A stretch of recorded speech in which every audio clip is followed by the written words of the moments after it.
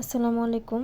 এর আগের ক্লাসে আমরা পঞ্চম শ্রেণীর বিজ্ঞান 1 থেকে 4 পৃষ্ঠা পর্যন্ত পড়েছিলাম। তো আজকে আমরা পঞ্চম নম্বর পৃষ্ঠা পড়ব। তো দেখি আমাদের পঞ্চম নম্বর পৃষ্ঠায় কী দেওয়া আছে। প্রথমে দেওয়া আছে সারসংক্ষেপ। অধ্যায়ের নাম হচ্ছে আমাদের পরিবেশ। অধ্যায় 1 আমাদের পরিবেশ।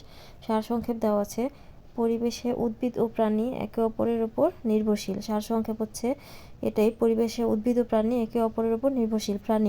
প্রাণী বিভিন্নভাবে উদ্ভিদের উপর নির্ভরশীল।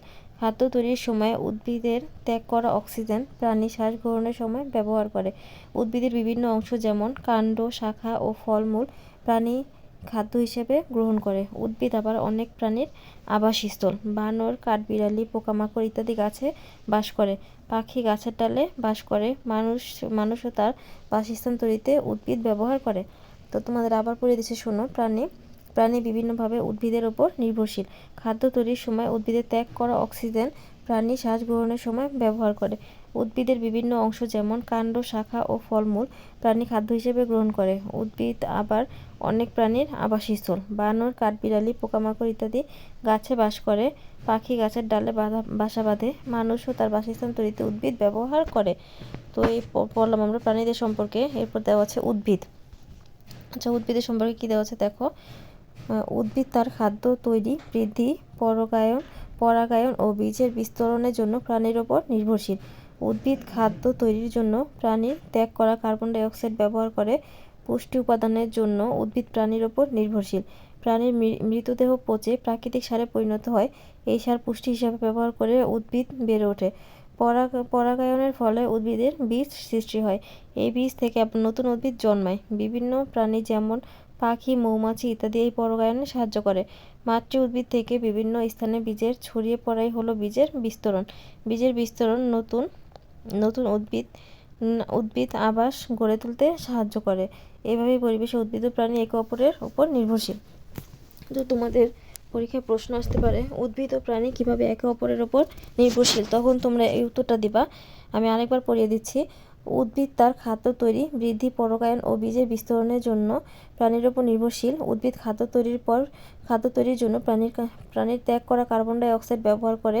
পুষ্টি উপাদানের জন্য উদ্ভিদ প্রাণীর উপর নির্ভরশীল। প্রাণীর মৃতদেহ পচে প্রাকৃতিক সারে পরিণত হয়। এই সার পুষ্টি হিসেবে ব্যবহার করে উদ্ভিদ বেড়ে ওঠে। পরাগায়নের ফলে উদ্ভিদের বীজ সৃষ্টি হয়। এই বীজ থেকে আবার নতুন উদ্ভিদ জন্মায়। বিভিন্ন প্রাণী যেমন পাখি, মৌমাছি ইত্যাদি এই পরাগায়নে সাহায্য করে। মাতৃ উদ্ভিদ থেকে বিভিন্ন স্থানে বীজের ছড়িয়ে পড়াই হলো বীজের বিস্তরণ। বীজের বিস্তরণ নতুন নতুন উদ্ভিদ আবাস গড়ে তুলতে সাহায্য করে। এভাবে পরিবেশে উদ্ভিদ ও প্রাণী একে অপরের উপর নির্ভরশীল। তো গেল আমাদের এইটা, তোমরা বুঝতে পারছো কিভাবে নির্ভরশীল। আচ্ছা, এখানে একটা চিত্র দেওয়া আছে দেখো। উদ্ভিদ ও প্রাণীর পারস্পরিক সম্পর্ক দেখো কিভাবে দেওয়া আছে। প্রথমে দেওয়া আছে দেখো, একটা গরুর ছবি দেওয়া আছে। এখানে দেখো, এই গরুটা হচ্ছে যে কার্বন ডাই অক্সাইড ছাড়ছে আর গাছটা কি অক্সিজেন দিচ্ছে। আবার দেখো, গাছের থেকে কিন্তু এই গরুটা, এই উদ্ভিদটা কিন্তু এই প্রাণীটা কিন্তু আবার পুষ্টি উপাদান পাচ্ছে। তো দেখো উদ্ভিদ ও প্রাণীর উপর কিভাবে। আবার দেখো, এই গরু যে গোবর দিচ্ছে এটা থেকে কিন্তু সার তৈরি হচ্ছে। এই সারের ফলে কিন্তু গাছটা কি সুন্দরভাবে বেড়ে উঠেছে। তো দেখা যায় কীভাবে, তো আমরা দেখলাম যে উদ্ভিদ ও প্রাণী কীভাবে একে অপরের উপর নির্ভরশীল। তো আমরা 6 নম্বর পৃষ্ঠায় দেখি কী দেওয়া আছে। 6 নম্বর পৃষ্ঠায় দেওয়া আছে শক্তি প্রবাহ। কী দেওয়া আছে দেখো, শক্তি প্রবাহ। বেঁচে থাকার জন্য জীবের শক্তি প্রয়োজন। উদ্ভিদ সূর্য থেকে শক্তি পায় আর প্রাণী শক্তি পায় খাদ্য থেকে। খাদ্য এবং খাদক। আচ্ছা, নিচের দেখানো ছকের মতো কিভাবে একটি ছক তৈরি করি, খাতায় একটি ছক তৈরি করি। এখানে লেখো খাদ্য এবং খাদকের মধ্যে সম্পর্ক দেওয়া আছে। কে খায়, কে খায়, কে খায়, কে খায়। আচ্ছা, এখানে একটা চিত্র দেওয়া আছে, নিচে ছবিটি দেখি। আচ্ছা, কে কি খায়, আসলে কে কি খেয়ে বেঁচে থাকে এটাই এখানে দেওয়া হয়েছে। তো আমরা আমরা দেখি এই 7 নম্বর পৃষ্ঠার আবার সারসংক্ষেপটা একটু দেখি। এখানে দেওয়া আছে কে কীভাবে কী খেয়ে বেঁচে থাকে। তো দেখো তোমরা, প্রথমে দেওয়া আছে খাদ্য শৃঙ্খল। সকল প্রাণী শক্তির জন্য প্রত্যক্ষ বা পরোক্ষভাবে উদ্ভিদের ওপর নির্ভরশীল। উদ্ভিদ সূর্যের আলো ব্যবহার করে নিজের খাদ্য তৈরি করে। পোকামাকড় উদ্ভিদ খেয়ে বেঁচে থাকে। আবার ব্যাঙ পোকামাকড় খাদ্য হিসেবে গ্রহণ করে। এইভাবে সাপ ব্যাঙ খায় এবং ঈগল সাপ খায়। এভাবে শক্তি উদ্ভিদ থেকে প্রাণীতে পরিণত হয়। বাস্তু সংস্থানে উদ্ভিদ থেকে প্রাণীতে শক্তি প্রবাহের এই ধারাবাহিক প্রক্রিয়াই হলো খাদ্য শৃঙ্খল। সবুজ উদ্ভিদের থেকে প্রতিটি খাদ্য শৃঙ্খলে শুরু হয়। তো দেখো, তোমাদের খাদ্য শৃঙ্খলটা আবার পড়িয়ে দিচ্ছি। দেখো, সকল প্রাণীর শক্তির জন্য প্রত্যক্ষ বা পরোক্ষভাবে উদ্ভিদের ওপর নির্ভরশীল। উদ্ভিদ সূর্যের আলো ব্যবহার করে নিজের খাদ্য নিজে তৈরি করে। পোকামাকড় উদ্ভিদ খেয়ে বেঁচে থাকে, আবার ব্যাঙ পোকামাকড় খাদ্য হিসেবে গ্রহণ করে। একইভাবে সাপ ব্যাঙ খায় এবং ঈগল সাপ খায়। এভাবেই শক্তি উদ্ভিদ থেকে প্রাণীতে প্রবাহিত হয়। বাস্তু সংস্থানে উদ্ভিদ থেকে প্রাণীতে শক্তি প্রবাহের এই ধারাবাহিক প্রক্রিয়াই হলো খাদ্য শৃঙ্খল। সবুজ উদ্ভিদ থেকে প্রতিটি খাদ্য শৃঙ্খল শুরু হয়। তো দেখো, একটা খাদ্য শৃঙ্খলের একটা চিত্র দেওয়া আছে নিচে। এখানে দেওয়া আছে সবুজ উদ্ভিদ, তো ঘাস দেওয়া আছে। ঘাস কে খায়? ঘাস ফড়িং খায়। ঘাস খায় ঘাস ফড়িং। ব্যাঙ আবার কি খায়? ব্যাঙ খায় আবার ঘাস ফড়িংকে। এখন আবার সাপ খায় আবার কি? ব্যাঙকে।